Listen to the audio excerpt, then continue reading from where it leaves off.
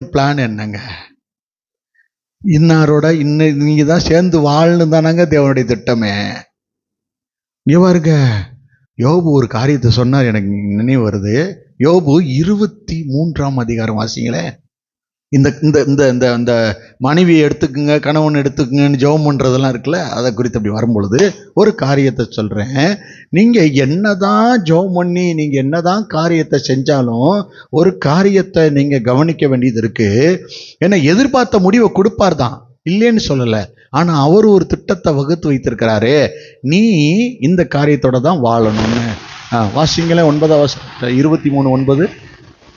இடது புறத்தில் அவர் கிரியை செய்தும் அவரை காணேன். யார காணலையா? வீட்டுக்காரன் சொல்லிடாம ஏசப்பாவை ஆண்டவரை தேடினாங்களாம். இடது பக்கம் அவர் கிரியை செய்யறாருல, ஆனா அவரை காணோம்.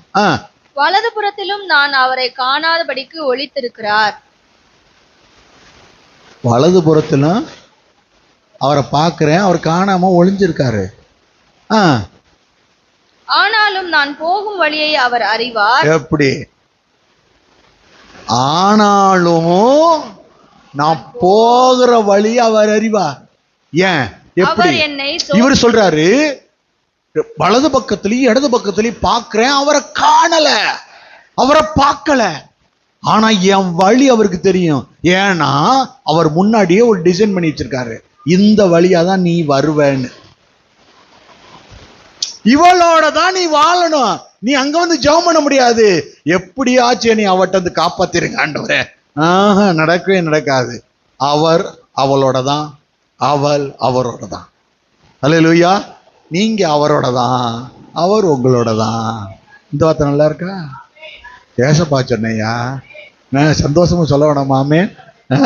ஒரு காரியத்தை கவனிங்க, அந்த வசனத்தை பினிஷிங் பண்ணுங்க. இடது புறத்துல அவர் கிரியை செய்தும் அவரை காணேன், வலது புறத்திலும் நான் அவரை காணாதபடிக்கு ஒழித்துக் கொண்டார். ஆனாலும் நான் போகிற வழி எங்க அப்பாவுக்கு தெரியும், அவர் அறிவார். அவர் என்னை சோதித்த பின்பு. நீங்க வந்து என்ன ஜெபம் பண்ணிடக்கூடாது? ஆண்டவரே இந்த தொல்லையை எடுத்துருங்க ஆண்டவரேன்னு ஜெபம் பண்ணிடக்கூடாது. அந்த தொல்லை எதுக்கு தெரியுமா? பொன்னாய் விளங்குவதற்கு. நீ பொண்ணா மாறணுன்றதுக்காக, உன்னை உருவாக்குறதுக்கு. இவருங்க, நெருப்பு எரியுதுன்னு வச்சுங்க, அந்த நெருப்புக்குள்ள விறக போட்டா திரும்ப என்ன வரும்?